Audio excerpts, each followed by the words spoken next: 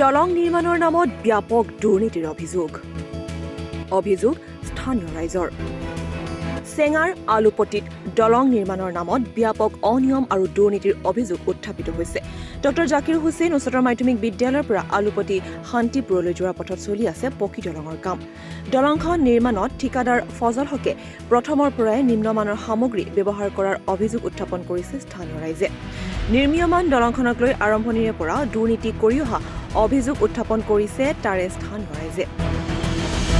কামটো মানে আমি যাই চালোঁ চোৱাৰ পিছতেই যিটো মাজৰ যিটো ড্ৰয়িংটো কৰি আছে মাজত এই ইঞ্জিনিয়াৰক মই সুধিলোঁ যে মাজৰ যিটো ড্ৰয়িংটো এই আপোনাৰ ঢালাইটো হৈ আছে এইটো যিটো মাজৰ যিটো ৰড এই ৰডটো মই চাই ইঞ্জিনিয়াৰক সুধিলোঁ। ইঞ্জিনিয়াৰক সোধাৰ পিছত ইঞ্জিনিয়াৰে ক'লে যে এই ৰডটো এনেকুৱাই আছে, ড্ৰয়িঙত বোলে সেনেকুৱাই আছে। ইঞ্জিনিয়াৰ মোক ক'লে, তেতিয়া মই ক'লোঁ ঠিক আছে, যদি ড্ৰয়িঙত এনেকুৱা আছে আপোনালোকে কৰক, মোৰ আপত্তি নাই।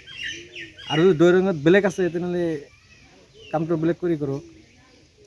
তাৰপিছত সুধিলোঁ বালি চিমেণ্ট গিত্তি এইবিলাক কেনেকৈ আছে, কয় ড্ৰয়িঙত যিমানখিনি আছে সিমানখিনি দিম। হ'ব দি দিয়ক। তাৰপিছত সুধিলোঁ যে এই যে এই দুটা গাড়ী বালুলৈ আহিছে যে ইয়াতে, এই দুটা গাড়ী বালুত কেদা মাটি আছে, বোকা মাটি আছে ইঞ্জিনিয়াৰক সুধিলোঁ যে এইখিনি যে আপোনালোকে দিব এইখিনি ড্ৰয়িঙত আছে নেকি? বালি ঠিক নহয় নেকি?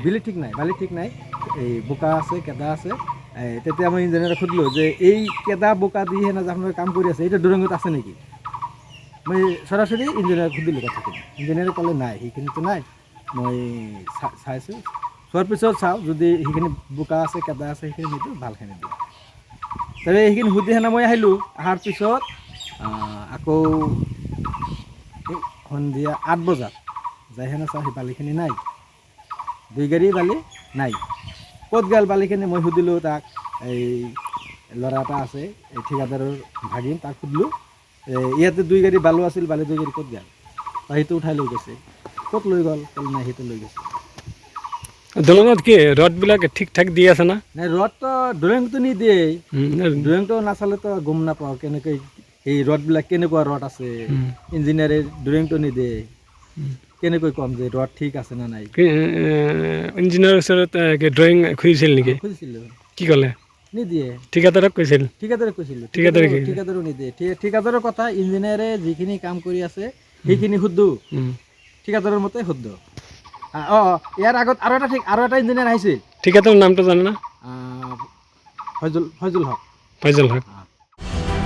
পাইলিঙত কমকৈ ৰড ব্যৱহাৰ কৰি নিম্নমানৰ শিল বালিৰে দলং নিৰ্মাণ কৰা সন্দৰ্ভত ৰাইজে ঠিকাদাৰক বাৰে বাৰে অৱগত কৰাৰ পিছতো কোনো ধৰণৰ গুৰুত্ব নিদি পূৰ্ণ গতিত কাম চলাই যোৱাৰ অভিযোগ উত্থাপন হৈছে।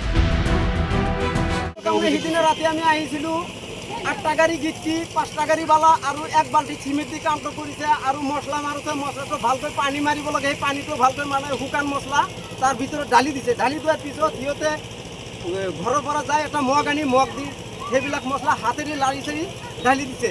আজি কি অভিযোগ দিছে আপুনি? আজি কি অভিযোগ দিছে আপুনি? আজি আমাৰ তাৰমানে এক চাইডত আমাৰ 25 ৰড দিছে, মাজত 20 ৰড দিছে, সেইফালেও 20 ৰড দিছে। ৰডটো দিব লাগে আচলতে টাটা শক্তি নিজে 2টা ৰড দিছে, ISO দুৰ্গা দিছে। আমাৰ বস্তু ভাল লাগে। বিভাগীয় কৰ্তৃপক্ষক এই সন্দৰ্ভত উচিত তদন্ত সাপেক্ষে অতি শীঘ্ৰে কাম কৰাৰ আহ্বান স্থানীয় ৰাইজৰ।